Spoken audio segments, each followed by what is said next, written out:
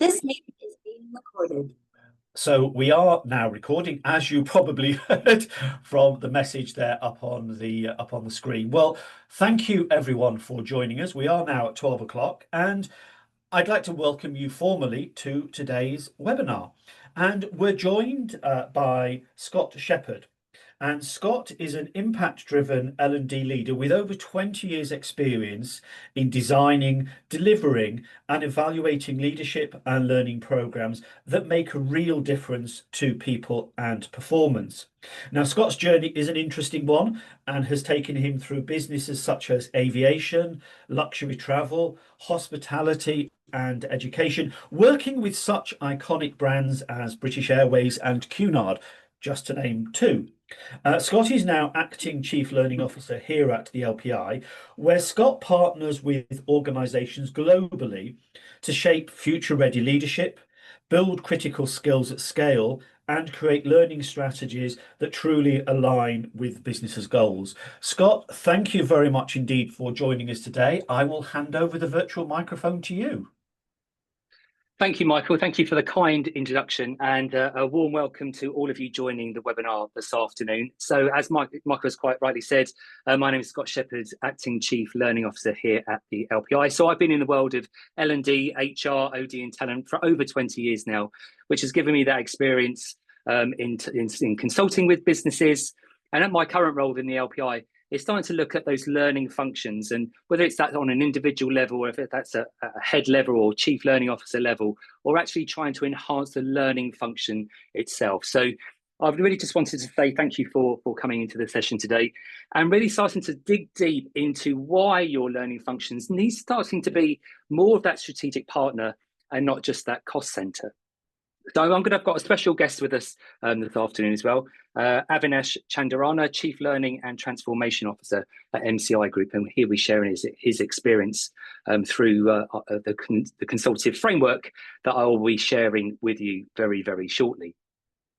So just to kick off, so let's begin by acknowledging that the reality many L&D teams are facing today. So if you think about the pace of change is relentless, if one wave comes, there's another one coming. Through AI, automation, digital transformation, it's starting to see how we reshape ourselves as learning departments or as L&D professionals and how we start to work and learn simultaneously. So at the same time, hybrid workforces are adding complexity. Learning development departments are under constant pressure to prove your value to the business and secure budget. As many of us know, budgets are being cut because of the crisis that we are going through. So we're trying to have those valuable conversations with L&D departments where they start to find themselves stuck in a cycle of just delivering, reacting, responding to requests and just rolling out training, but really struggling to move the needle on that strategic impact. So what we start to think about is recognizing those pain points and asking what needs to change. So today, this webinar, we're going to explore how you or your L&D department can really start to provide a unique mentor-led framework, which I'm going to share with you a bit shortly, for your learning leaders to evaluate function and really drive measurable outcomes and future-proof your organisation through human capital in that era of change that we all are going through at some point. So again, just to emphasize, you're not alone. I speak to many organizations on a daily basis, and these challenges are really shared across industries and different sectors. So really recognizing them is the first step to making that transformation. So if we think about our traditional learning and development approach, it would probably focus on courses, compliance, which sometimes just doesn't meet demands of today's dynamic business environment. So we need to start thinking about how we are going to take more of a holistic view and how we start to look at the view from outside the parameters of departments and using more of that consultative lens to look at your function. So if we start to think about how we evolve, how we start to make more of that strategic shift, which really is essential to providing service to be more proactive, to be more of that partnering with the business as that trusted advisor, that really does drive performance, capability, and that culture. So we're going to look at a bit about transformation, how you can start to think about some of these areas, and we're going to discuss these 6 core areas of the framework, which you can start to look at, maybe changing up your mindset, which is the support that the LPI can assist you with, and where you can become more of that central force to shaping the future of work, to work alongside the business as that trusted partner. So I just want to do a quick poll. My colleague Michael is going to open up the poll. Thank you, Michael, for doing that. Just to get just an idea, is your learning department seen as a strategic partner or a support function? So just be honest here, just to get an idea of where you think you currently are, as in terms of more of that sitting on the strategic side of the fence, or are you more of that just that support function that sort of goes along with what you're trying to do and really not gaining any validity in what you're trying to achieve here? So just having a little look, 100% answered, amazing. So just going to have a look at the poll. So 12% say that you are really working as that strategic partner, which is really, really great to see. And 85% of you saying, perhaps we are doing things, but we're not really supporting the wider business. We're just that support function that probably seen as training and nothing else. So for those that are thinking about, the strategy behind partnering with your organization, it would just be good just to pop into the chat what you're doing differently. So really to support those on the webinar as well, of some of the things that you're doing where it's aligning more to the strategic efforts of your learning department and of course the wider business. So if you just pop those into chat and we can just have a look at those in just a moment. So thank you for sharing and popping in your results there. So let's just pause and consider a common scenario in many L&D teams that people face. So you've got talented individuals, most of you do that, you're upskilling, reskilling, you've got skilled facilitators, creative designers, passionate learning professionals. But sometimes, despite the efforts, the department struggles to make that impact. And we need to ask ourselves why. Why aren't we making an impact? And obviously, sometimes it's about because individual excellence alone is not enough. So if we think we need some clear alignment in between what learning and development is doing and what the organization actually needs. So even the best efforts can feel disconnected sometimes. Programs get delivered, but they don't move the needle. Stakeholders remain unconvinced and budgets still stay tight as the team ends up staying stuck in that cycle of that reactive delivery, which some of us do and sometimes are reacting to the requirements of our stakeholders. So this question, what happens when individual excellence is matched by organizational alignment, gets to the heart of why transformation is needed. It's just not about having great people. We do the role within learning development because we love seeing a change. We love seeing people be developed, upskilled and reskilled. But it's about having that shared direction and that framework that you can work towards and the ability to demonstrate your impact at that organizational level. So if we start thinking about it, are we speaking the same language as the business? So sometimes that misalignment limits the impact that we have. So for example, without organizational buy-in and clarity from the leadership team, clarity from people that are, the learning is going out to the business, marketing efforts, there's a range of different things why that misalignment is, but even excellent work can go unnoticed or undervalued. So we should be thinking about following some kind of framework that helps us look at our department more that as a holistic approach, where we start to look at the tools and models that connect our individual capability, but our capability as a learning function to those business outcomes, which I'm going to introduce to you very shortly. So if we think about transformation, it starts with you by elevating your value. What value can you bring where you start to build that reputation in the skills that you have as a learning function? So really moving from reactive delivery to more of that influence where it requires that shift in mindset, more of that validation of what you are actually doing as a department, because most of the business function may not know what you're doing and how you do that, and where you can bring in that added value to where your function brings and where your learning development department really fits into the organization here. So where we start to think about the pressures that you all face, and we'll all face those at different times next week, next month, and where we start to react to that change, we need to prove our value in trying to shift from tactical delivery to more of that influential, strategic way in which we can almost have that seat at the table. So again, what does a truly, let's say, strategic solution look like? So this is where the LPI can come in, where the departmental accreditation stands apart.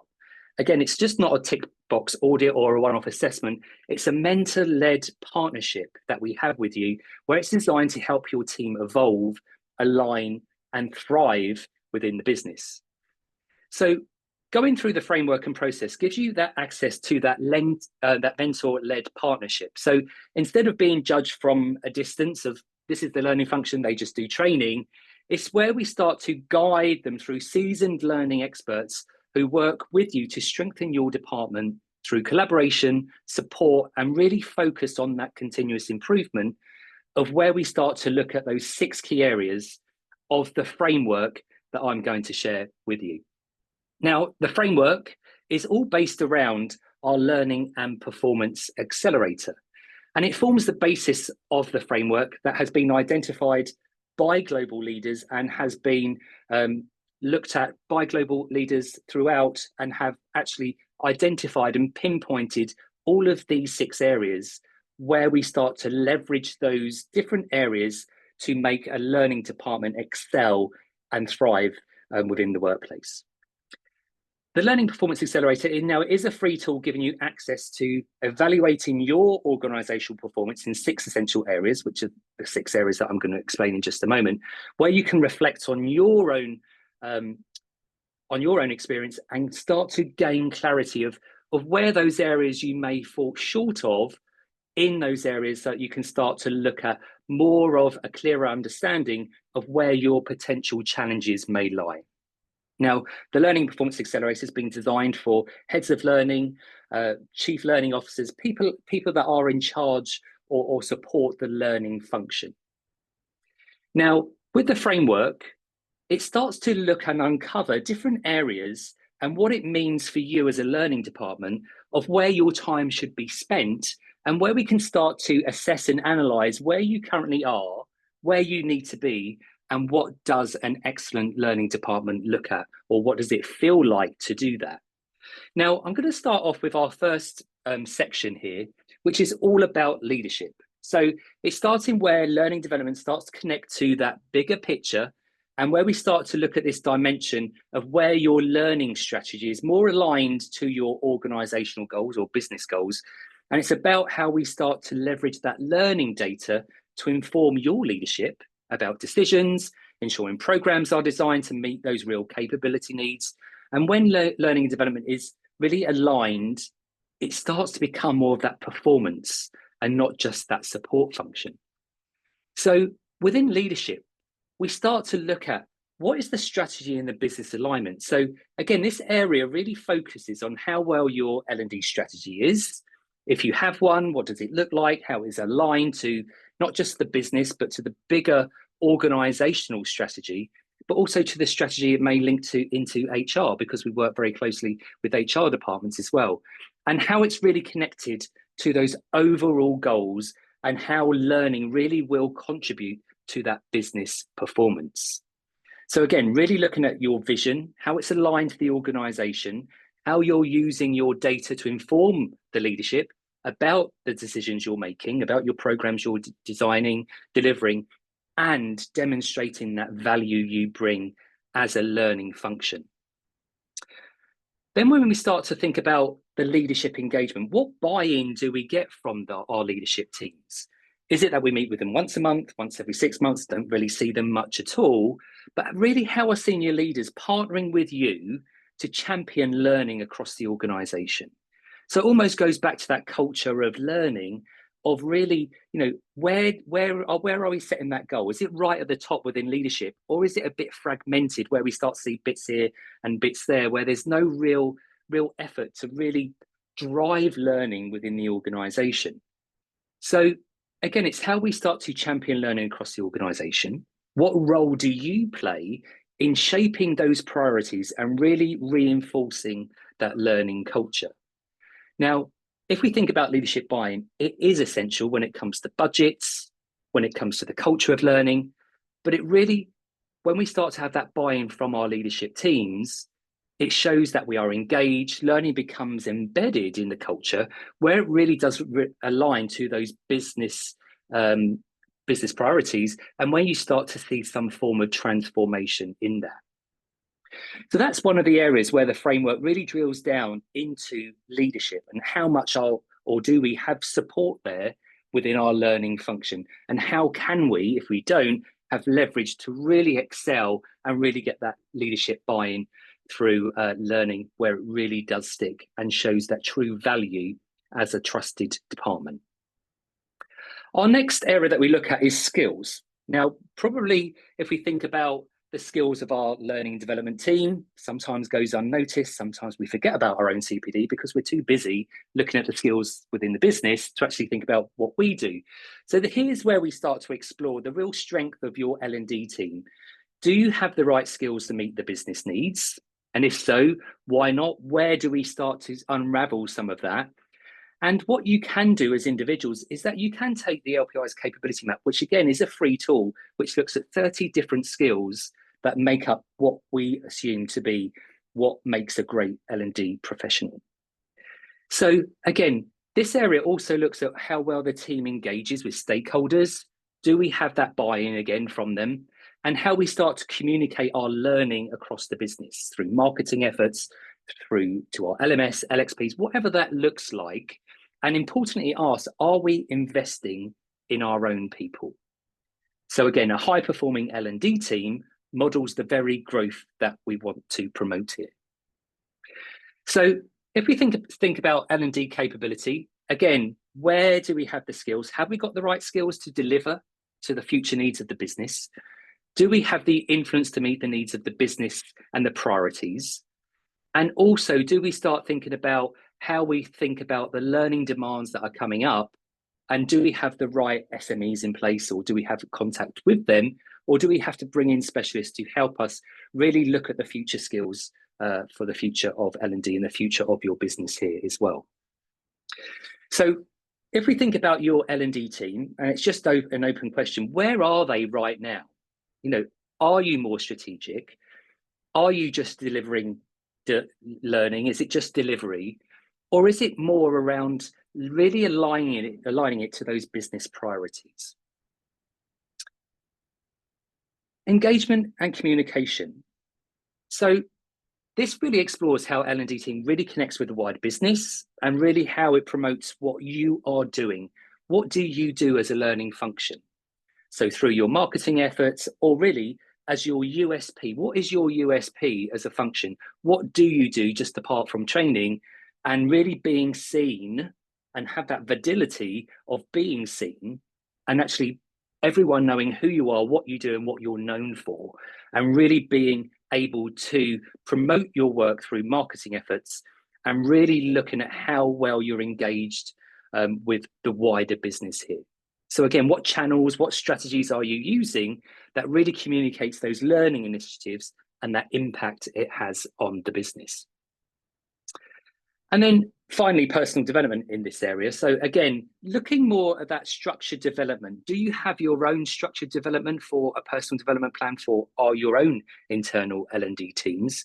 So really modeling that continuous development, not just for the business, but for your team as well. So again, it shows credibility that we are engaging with the business. We're going out, we're looking at the wider things that are coming up. We're future forecasting what might be happening within the business and gaining those skills, such as AI, for example, the unknown that's sort of been sprung upon us. Are we ready to engage with the business when we start to see AI tools? Are, governance, ethics, AI, are we all ready to be able to build credibility and resilience that shows that L&D really do walk the talk? So again, if we think about skills, it's going to start thinking about how much more strategic and skilled you are and how future ready your L&D team is by really strengthening those relationships with your stakeholders. The third one is culture. Now, I'm sure most of you are an enabler of learning with culture, with diversity, inclusion and belonging. Again, really examining how your learning approach is. So how does it reflect through diversity and how does it promote belonging? So again, it could be this area where you start to embed in the learning strategy, where the content is delivered, and where we start to think about how well-being is really supported through learning, through your learning efforts, or are we taking control of that, of really looking at the employee well-being throughout the organisation. And I'm sure most of you are looking at certain steps that you're taking to ensure that learning is more inclusive and is representative of your workforce. We start to think about the collaboration and innovation. So again, if you start to think about how learning is supported across teams and how that knowledge sharing is encouraged. So as you currently do knowledge sharing across departmental areas of the business, is it something that you start to do within learning pathways of, certain areas of the business being able to do maybe a job swap, or actually being able to innovate so that you do have future skills and skilling up of people within different departments, of really being able to demonstrate that culture of, we do a culture of learning because we do cross-departmental training. We actually look at the wider business, we look at the skills that are needed, and we start to collaborate across functions to share knowledge and really build that understanding. And that knowledge comes from everywhere in the business. We might have new employees, but we might not know their previous experience in different parts of industries that they might have previously worked in. So really encouraging, really tapping into that area of knowledge, skill and expertise, of really understanding where that fits within the culture. And then finally, employee well-being. How well is that considered through your learning strategy? How well is it considered through your content? So again, thinking about how we start to promote a fair, inclusive and supportive learning environment, and how we can start to strengthen cross-functional collaboration and that innovation, where it starts to really enforce your role as a learning development professional or as your learning department in those areas of well-being and engagement. So building a culture where learning is valued, visible, and has that impact. Next one we look at is technology.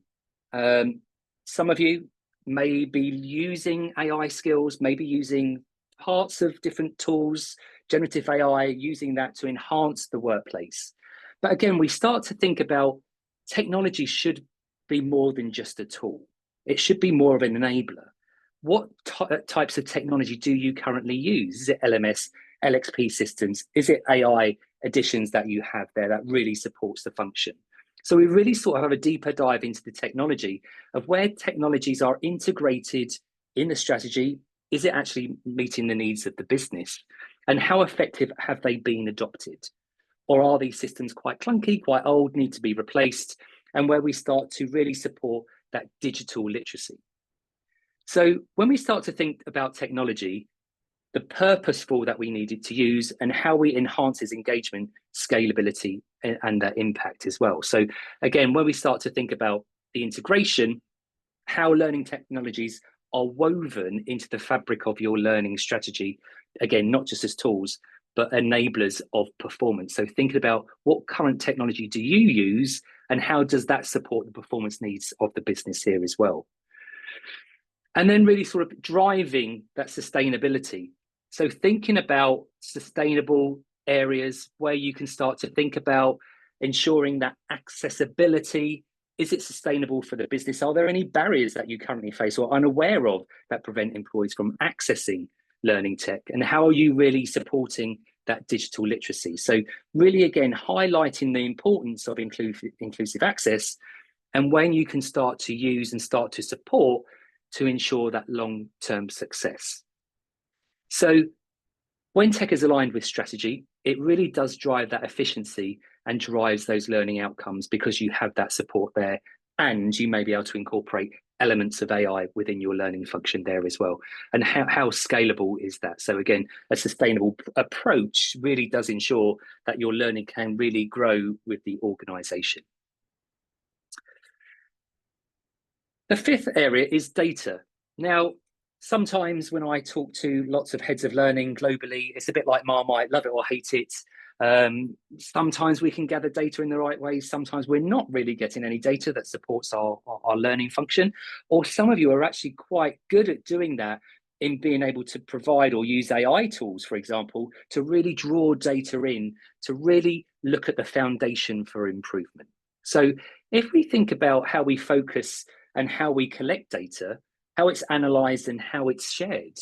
Now, it also asks us as a L&D function, what is your value to the business? What data do you have that supports the bigger business picture?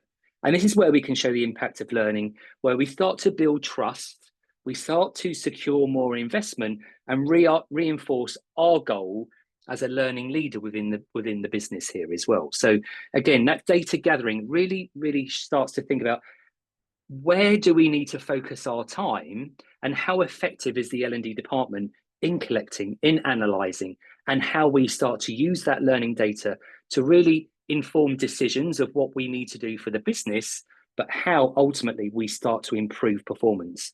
And when we start to see performance aligned to business objectives, that's when the business starts to wake up and listen and start to think about, this is what we need to do. This is where we see value in the learning department, where we start to work collaboratively, working alongside the business, again, as that trusted partner.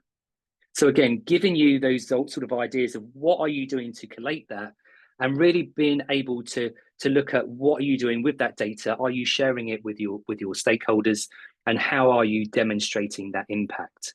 So again, if we start to demonstrate that impact, it communicates your value, the value of what you do day in, day out, all of that hard work you put into all of those learning programs, coaching, mentoring, process change, whatever it might be.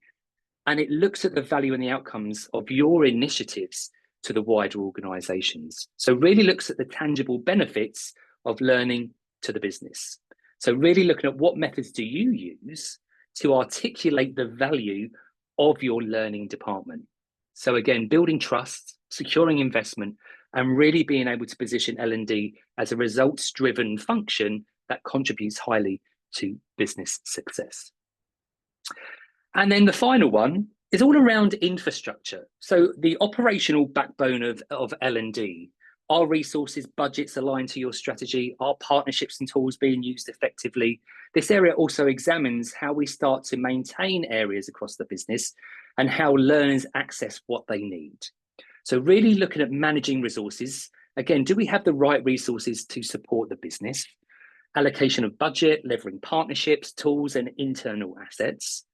How about the quality and service that you start to think about and explore how your department maintains consistency and that quality across those learning activities? So again, what checks have you got in place to ensure consistent quality across the internal and external learning delivery? And how are you using feedback and data really drive that continuous improvement? And then finally, it's all about our learners, right? You know, this area really focus on, you know, those visible learning opportunities to all of our employees. Do they know who you are? Do they know what you do? And how do really employees discover and access the learning that is available to them? Is there a clear and user-friendly message process through your marketing efforts, through your internal SharePoints, LMS, LXPs, on how we are really engaging with learning? So again, all of that visibility and accessibility are key to learner engagement. And if people don't know what's available or how to access it, learning won't deliver in its full value. So that's the framework that the LPI use in really being able to hone down when we start to look at learning department accreditation and how we harness all of those different areas of where we can look at your challenges. We can look at the opportunities where you can make a difference through consistent roadmaps, through KPIs in all of these particular areas, and benchmarking standards globally of where you are, where you need to be. And we use that mentoring process. And it's just a journey that we take you on through the initial stages, through to 6 months, through to 12 months, and seeing the value that you are adding as you continue go on that journey through the LPI's Learning Department accreditation. Now, to kick off our fireside chat, I'm thrilled to welcome our keynote speaker, Avinash Chandarana, Chief Learning and Transformation Officer, a learning leader whose department has recently completed the LPI's accreditation process. So really want to explore what the journey looked like for Avinash, the challenges that he and the team face, and the shifts they're starting to make, and how those validations and what they're starting to see And so we're really going to hear firsthand on how accreditation really helped elevate Avinash's department through credibility and reputation building, and how they're starting to be future ready for those learning functions. So welcome to the session, Avinash. Great. Thank you, Scott. Great to be with you. Lovely to have you with us this afternoon. So I just wanted to ask you a couple of questions. Obviously, you've recently been through the LPI's accreditation process. So I really wanted to ask you and sort of get to sort of a deeper dive in how has going through the LPI's accreditation process helped your learning department build reputation and influence across MCI Group? Yeah, great question, Scott. And by the way, really good to see those 6 steps that you've just articulated, because it just reminded me of the process that we have gone through about 6 months ago to achieve the accreditation. I think it really sort of put into focus the level that we have to be at learning and development. My role as a learning leader, if you want to put it that way, in our organization with a small team, we're a lean team. Let me just give you context, first of all, for all of you that are joining, so that you can also see if there's a relevance to yourselves in terms of your structure and situation. Before I dive into that question, Scott, Great. I'm based in Brussels. I have 3 full-time team members. One is based in South America, and then 2 are based in Spain. They're all virtual. They work from home.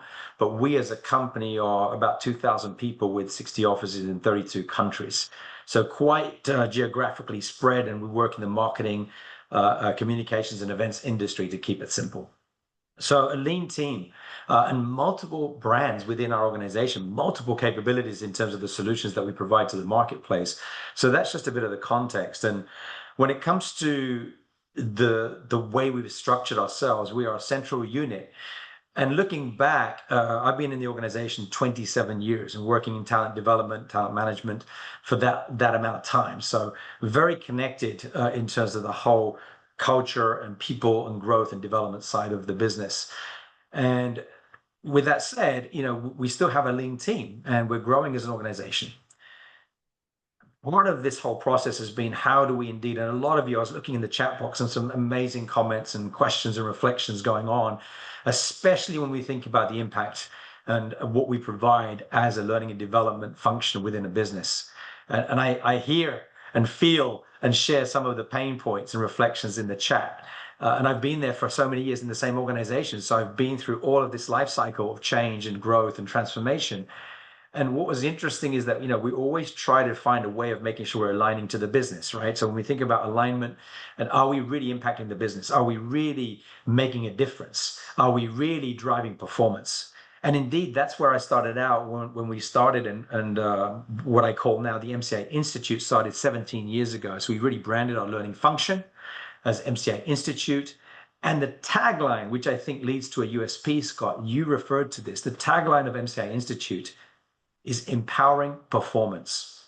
Empowering performance. It starts with that, right? Is that we are here not to provide courses and resources. That's just purely a means to an end. And the end is about performance. And what does the performance look like? How do we drive change, growth, impact, success, whatever those things are, related to the individual, related to teams, related to business units, related ultimately to what we're providing to our clients. So we're looking at all of that. We've always made sure that when it comes to learning and development, we're aligning and focusing on what is the business strategy, what is the vision of the company.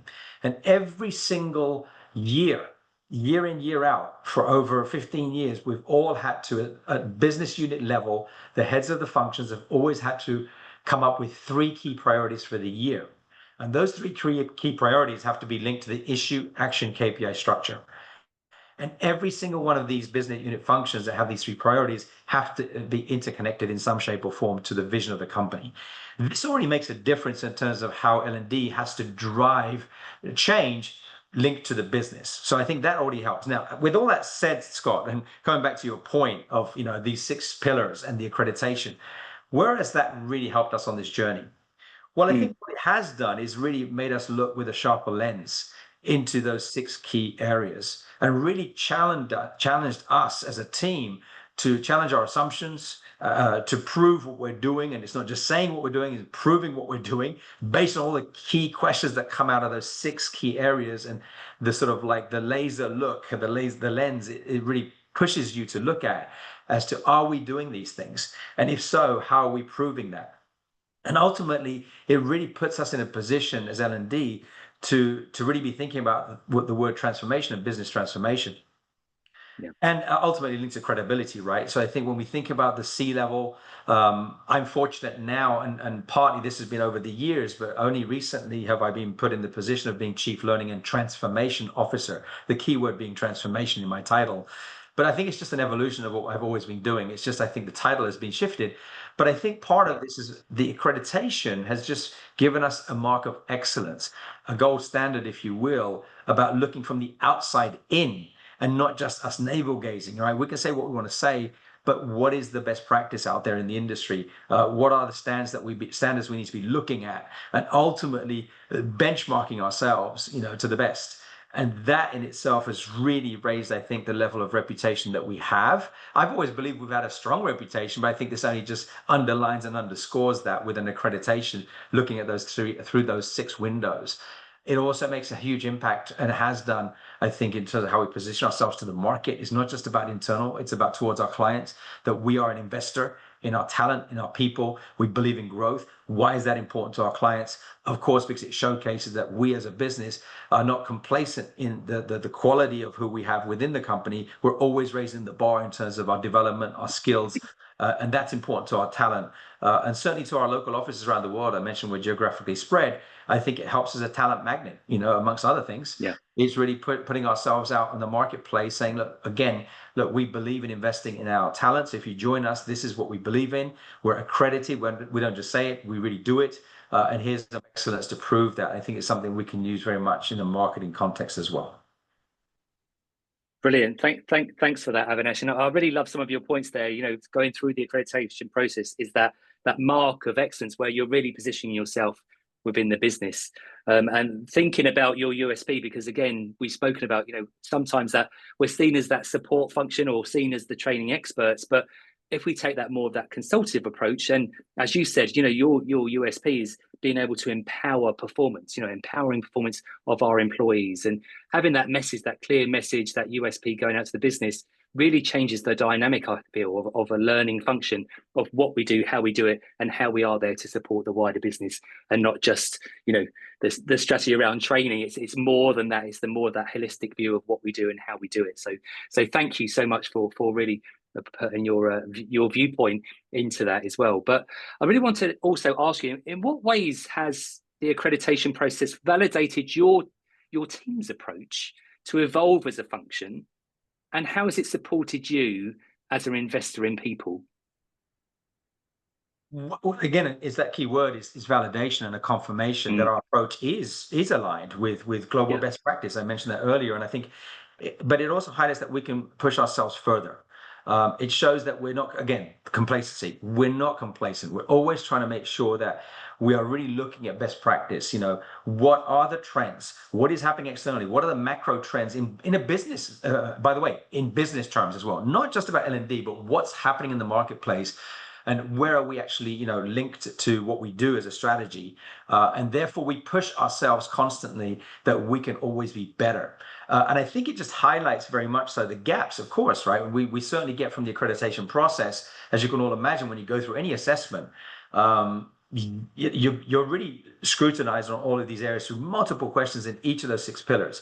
And I think, it highlighted things that we kind of knew that we were weak in. I think, to give an example, data. And unsurprisingly, we knew that, okay, that's a challenge, I think, for a lot of us here online, data and the whole impact question, how are we doing with that area? And again, sort of put that lens on that.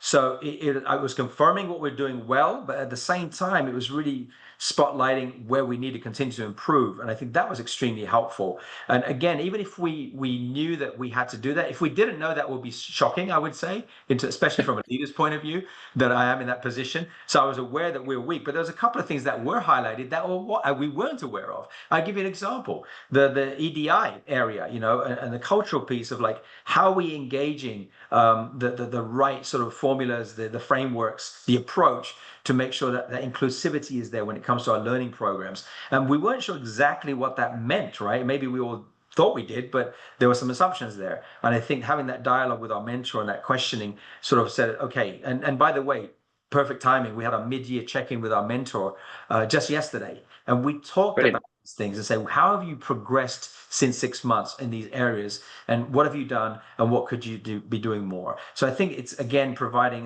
that proof of where we need to focus, and I think that's extremely important. Brilliant. Perfect.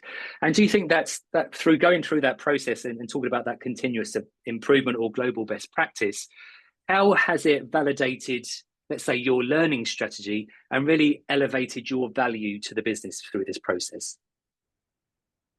Yeah, I think it's it's about really, are we future fit, Yeah. not just for today. Yeah. I think it's about, are we future ready?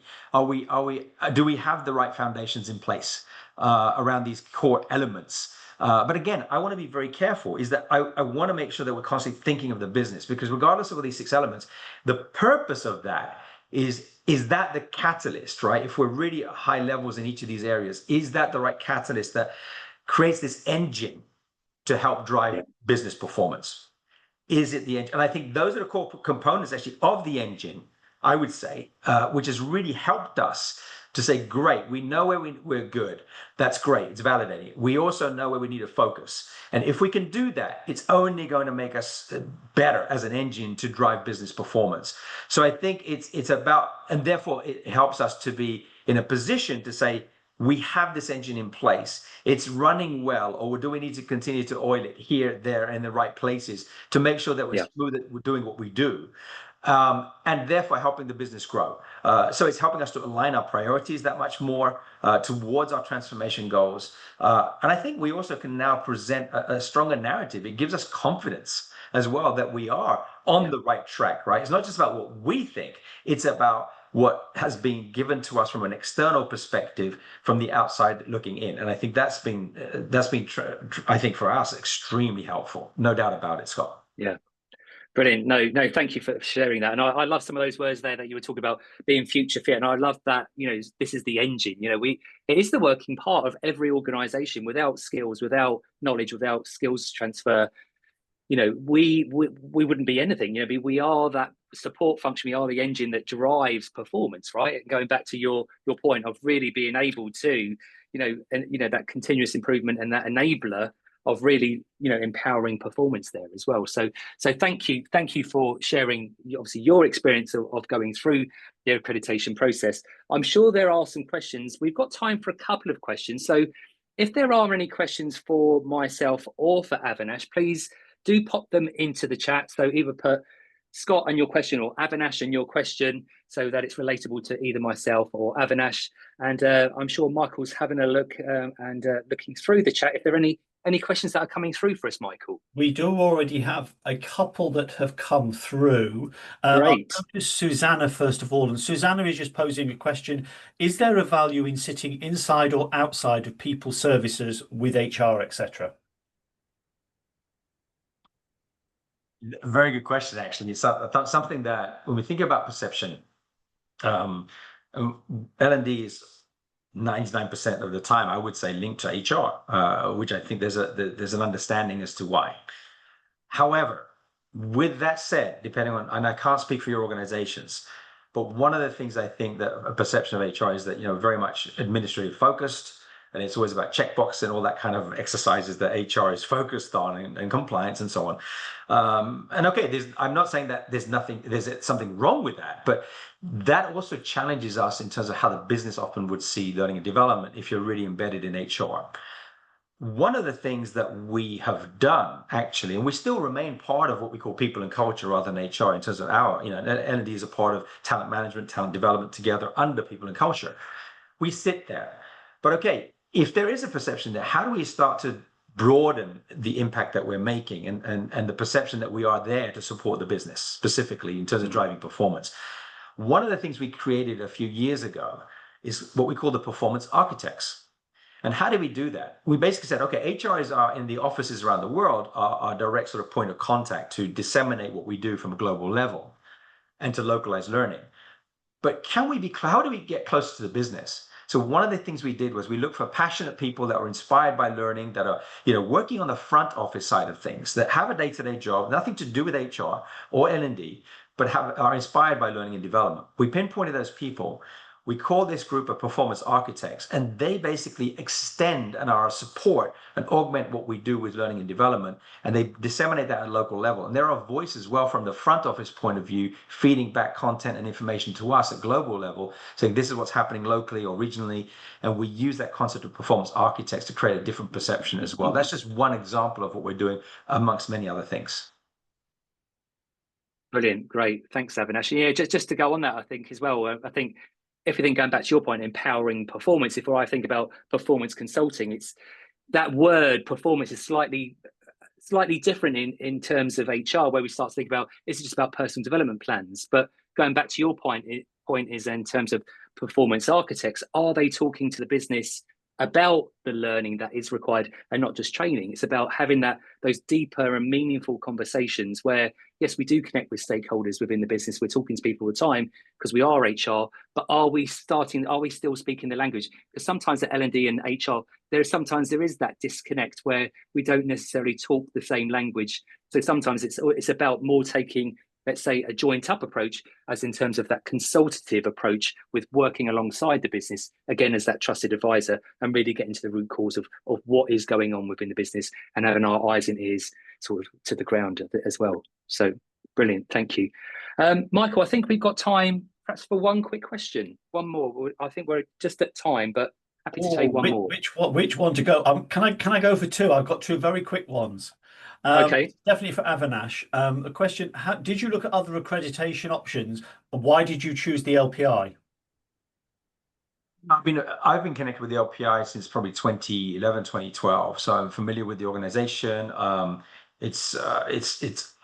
personally and you're right, there are many other accreditations potentially out there. I just actually liked the structure of the accelerator, and I think that the 6 core areas just spoke to me and resonated. And I think that was something that, as I said, it was a natural fit in terms of knowing about the LPI, the value of the LPI. I think it's linked specifically to learning and development. And I think that was the main reason why I went. Not to say that something else might not have been better or whatever, but this is just about familiarity and my association with the association itself. And the final question then, Scott, if I may, a question how do you get buy-in in the first place to be able to get an accreditation? Double-edged sword, really, isn't it? So how do you get that buy-in? Well, actually, I just had to, luckily, I was in the position to make the decision. So I didn't necessarily have to get permission or ask anybody else specifically.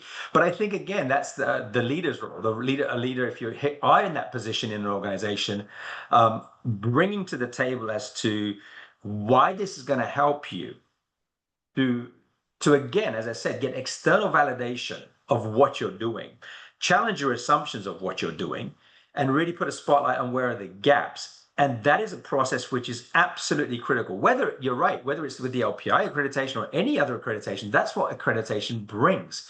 And so I think that's the value. Articulate that value. If you have to go to another stakeholder to talk about it, make sure that you have your value statements as to how is this going to help. Internally, just look at through a lens as to what you're doing, and ultimately that's going to help your strategy so that you can be better and to grow what you're doing and to improve what you're doing to help the business transform. I think those arguments are very important if you need to go to other stakeholders to approve the process itself. Thank you very much indeed. I'll hand back over to you, Scott. Well, thank you. No, a big thank you to Avinash in bringing your expertise and knowledge and skill in going through this process, and as from your words, being now future fit and being able to look at those changes and maybe able to make changes and to be future ready for the future. So thank you so much. Really appreciate you coming on today and sharing your expertise. So thank you very much. So so thank you, and everyone that has come onto the webinar today. I hope you've taken something away, looked at those areas for improvement, and again, please do get in touch. Happy to connect on LinkedIn. I'm sure Avinash as well. But please do contact us, and we'll be happy to help in any way which we can offer. Sort of a 15-minute call just to go through some of your expectations or some of the ways in which the LPI can help. So yeah, and thank you, Michael, for hosting. Thank you very much indeed, Scott and Avinash. I'm going to formally stop the recording.